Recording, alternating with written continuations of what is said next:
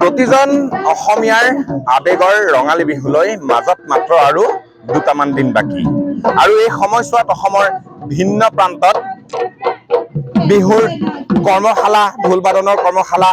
হৈ আছে তাৰ সমান্তৰালকৈ শোণিতপুৰ জিলাৰো বিভিন্ন অঞ্চলত বিহু নাচ কৰ্মশালা হৈ আছে মই বৰ্তমান উপস্থিত আছো জামুগুৰিহাটৰ নাতি দূৰতে থকা ইটাখোলাত আৰু এই ইটাখোলাৰ যি ডিকৰা উচ্চতৰ মাধ্যমিক বিদ্যালয়ৰ পথাৰ সেই পথাৰত আজি 4 দিন ধৰি 10 দিনীয়া বিহু নাচৰ কৰ্মশালা চলি আছে মোৰ লগত কেমেৰা পাৰ্চন ৰাজ আছে ৰাজে ইয়াৰ সামগ্ৰিক পৰিৱেশ দেখুৱাই গৈছে প্ৰায় শ নাচনী আৰু শ ঢুলীয়াৰে ইয়াত এই চৌহদত আচলতে প্ৰশিক্ষণ লৈ থকা দেখা গৈছে কেইবাগৰাকীও প্ৰশিক্ষক আছে লগতে উদ্যোক্তা আছে আমি উদ্যোক্তাসকলৰ ওচৰত যাম তাৰ পূৰ্বে মই পুনৰ ৰাজক দেখুৱাবলৈ অনুৰোধ জনাইছো ইয়াৰ সামগ্ৰিক দৃশ্য মোৰ লগত উদ্যোক্তা আছে মই উদ্যোক্তাৰ লগত কিছু কথা জানিব বিচাৰিম উদ্যোক্তাৰ পৰা আচলতে বিহুৰ বতৰত অসমৰ ভিন্ন প্ৰান্তত কৰ্মশালা হৈ আছে তাৰ ব্যতিক্ৰম হোৱা নাই ইটাখোলাবাসী কি ক'ব আমি ইটাখোলাতো আমি যোৱা বছৰৰ পৰা এই কৰ্মশালা আয়োজন কৰিছোঁ এইবাৰো আমি অহা 21 তাৰিখৰ পৰা 31 তাৰিখলৈকে 12 দিনৰ কাৰণে আমি কৰ্মশালা পাতিছোঁ আৰু এই কৰ্মশালাত আমি ইতিমধ্যে আমাৰ তেজপুৰৰ পৰা আমি নীলাক্ষী বৰুৱা আৰু আমাৰ ঢোল বাদনৰ কাৰণে আমি অংকুৰ জ্যোতি বৰুৱাক আমি নিমন্ত্ৰণ জনাই আনিছোঁ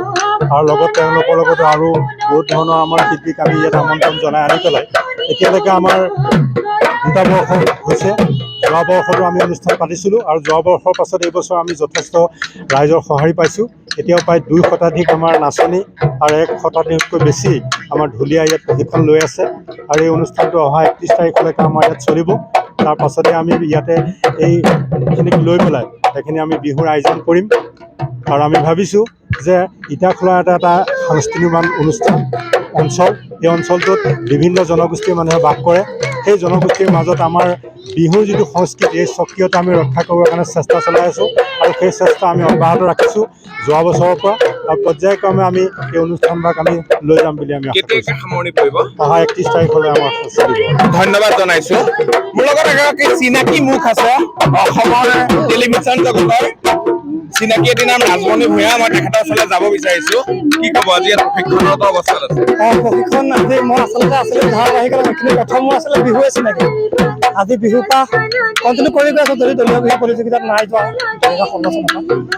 সৰু শিশুসকলক প্ৰশিক্ষণ দিয়াৰ বাহিৰে বেলেগ নাই বেলেগ সময় নিমিলে আৰু বিহু বহুত ভাল পাওঁ তাতে আমি উজনি অসমত চুতীয়া আৰু বেছি ভাল পাওঁ তাকে আজি এই ৱৰ্কশ্বপটোলৈ মই আজি প্ৰথম আহিছোঁ আজি 4 নম্বৰ মোৰ আৰু এটা এক্সট্ৰা ৱৰ্কশ্বপ চলি আছে পিছত চাই আপোনাৰ ধাৰাবাহিকৰ লগতো বহুকেইখন ধাৰাবাহিকৰ লগতো জড়িত অতি ব্যস্তৰ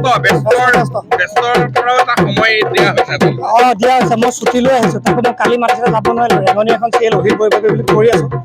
দিনটো শ্বুটিং কৰি ৰাতি আহি ছুপাৰত আহি পেলাই ইয়াত আৰু ইয়াৰ পৰা গৈ পেলাই আকৌ চিৰিয়েল আছে ধন্যবাদ জনাইছোঁ লগত মুখ্য প্ৰশিক্ষক আছে নীলাক্ষী কলিতা মই তেওঁৰ ওচৰলৈ যাব বিচাৰিছোঁ আপুনি মুখ্য প্ৰশিক্ষক হিচাপে আছে ইয়াৰ হয় খুবেই ভাল লাগিছে ইটাখোলা অঞ্চলৰ যি বিহুৱতী আছে বহুত আগ্ৰহেৰে ওলাই আহিছে শিকিবলৈ যোৱা বছৰ মই ইয়াত মানে শিকাইছিলোঁ আৰু এইবছৰ শিকাইছোঁ শিকিব পাৰিছেনে হয় নিশ্চয় পাৰিছে আৰু খুব আগ্ৰহেৰে শিকিবলৈ আহে এতিয়া প্ৰতিগৰাকী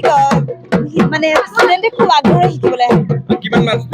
ইয়াত 200ৰ অধিক আছে। সামৰণি কেতিয়া সামৰণি আমি ডেটটো নিৰ্ধাৰণ কৰা নাই, কিন্তু আমি 30 তাৰিখলৈকে শিকাম। কিবা বিশেষভাৱে কাৰ্যসূচী লোৱা হৈছে নেকি সামৰণি?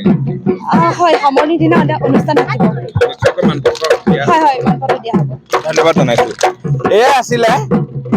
ইটাখোলাৰ ডিকৰাই উচ্চতৰ মাধ্যমিক বিদ্যালয়ৰ খেলপথাৰত অনুষ্ঠিত হৈ থকা 10-দিনীয়া বিহু নৃত্য কৰ্মশালা। আৰু ইয়াত যিসকল পৰীক্ষাৰ্থীয়ে প্ৰশিক্ষণ লৈ আছে, পৰম উৎসাহ আৰু আনন্দেৰে তেওঁলোকে প্ৰশিক্ষণ লৈ থকা দেখা গৈছে।